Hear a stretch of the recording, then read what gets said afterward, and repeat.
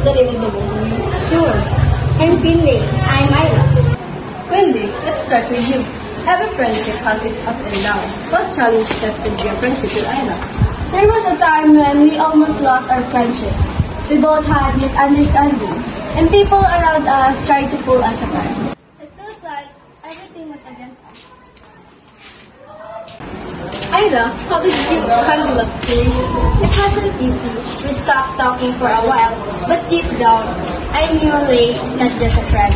She was like family. So I reached out, I apologized, and she did the same. That's when we realized our friendship is worth saving. That takes courage. What do you think with your friendship with Ayla? Forgiveness and understanding. We choose to listen, not just argue. We reminded each other of all the good memories instead of focusing on bad moments. That's inspiring. Now, if someone listening is going through a rough patch with their friend, what advice would you give? Don't give up quickly.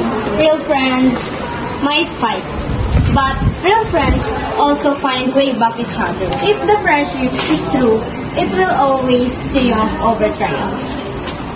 Beautiful words. Thank you, Quinley and Ayla, for sharing your journey. Your story reminds us that friendship is not about being perfect.